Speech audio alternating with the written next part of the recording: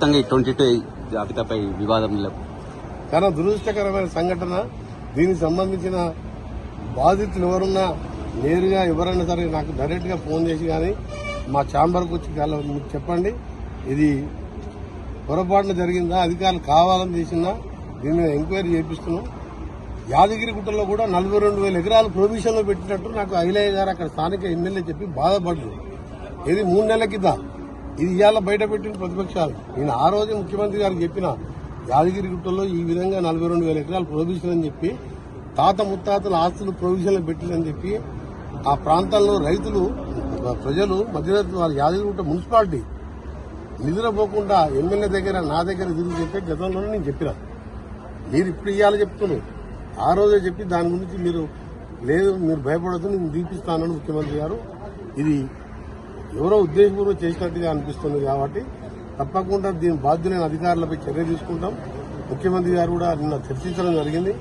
ఈ రోజు వాళ్ళ ఢిల్లీకి పోయి రేపు నైట్ లండన్ పోయి అక్కడి నుంచి అమెరికా పోయి మళ్ళీ 30th వస్తుంది. వచ్చిన తర్వాత దీని మీద పూర్తిగా చర్చించి నెక్స్ట్ కేబినెట్ మీటింగ్ లో ముఖ్యమంత్రి గారితో మాట్లాడి, ముఖ్యమంత్రి గారు కూడా నిన్న చెప్పడం జరిగింది, ఎవరికి కూడా ప్రైవేట్కి సంబంధించిన భూములలో తీసేసే అవసరం లేదు, మీరు వాళ్ళు ఆన్లైన్లో అప్లై చేసుకునేది ఎన్ని అవసరం లేదు, మీరందరూ కూడా నిశ్చితంగా ఉండేది, మీరు అప్లికేషన్ పెట్టుకునే అవసరం కూడా లేదు, మీకు ఎవ్వరు కూడా భయపడొద్దని మీకు హామీ ఇస్తున్నాం. మా ప్రభుత్వం ఈరోజు ఎవరో కొందరు చేసిన దానికి మీరెవ్వరు కూడా మా ప్రభుత్వం మీద మీరు అపనమ్మకం పెట్టుకోకండి. బాధ్యులపై చర్య తీసుకుంటాం. మీరంతా నిశ్చితంగా నల్గొండ జిల్లాలో కూడా జరిగినాయి, చండూరు ఈ ఏరియాలో మరిగూడెం ప్రాంతం, ఇవన్నీ కూడా బయటకు వస్తాయి. అంటే హరీష్ రావు చెప్తుండ్రు 30% కమిషన్ తీసుకుంటారు నిషేధ జాబితాలో పెట్టి. ఎంక్వైరీలో బయటపడతాయి, ఎవరు తీసుకుంటున్నారు, ఏం తీసుకుంటున్నారు, ఆఫీసర్లా ఎవరు ఏందని బయటపడుతుంది. కాబట్టి ముఖ్యమంత్రి గారు కూడా సీరియస్ గా ఉన్నారు. ముఖ్యమంత్రి ఇల్లు వచ్చిందని చెప్తుంది కదా, అంటే దీని మీద ఏం ఎందుకు వదిలిపెడతాం మేము? ఇన్ని రోజులు లేదు, సీఎం ఇల్లు వచ్చింది కాబట్టి ఇప్పుడు బయటకు సీఎం ఇల్లు వచ్చిందని కాదు. యాదగిరిగుట్టలో 43 ఎకరాలు పోతే అక్కడ ఎమ్మెల్యే గారు ప్రజలందరూ ధర్నాలు చేస్తుంటే ఎమ్మెల్యే గారు అధికార పక్షమైన కూడా నాకు చెప్తే నేను ముఖ్యమంత్రి గారు చర్చించినది. ఇప్పుడు ముఖ్యమంత్రి గారు అప్పటి ప్రొవిజన్ లో ముఖ్యమంత్రి గారు ఉన్నట్టు రాలే. నేను ఊరుకున్న అధికార పార్టీ అయితే ప్రజల పక్షాన ఉంటాం మేము.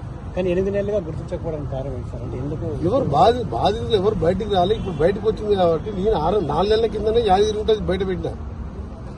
ఈ అవినీతి అక్రమాలపై వైట్ పేపర్ రిలీజ్ చేయాలని చెప్పి బీఆర్ఎస్ డిమాండ్ చేస్తారు. తప్పకుండా నేనే చెప్తున్నా కదా, దీని మీద రేపు సీఎం గారు అమెరికాకి వెళ్ళి వచ్చిన తర్వాత వైట్ పేపర్ కాదు, టోటల్ గా ఎంక్వైరీ ఇస్తాం. అసెంబ్లీలో ప్రతి విషయంలో మేము వైట్ పేపర్ పెట్టాం.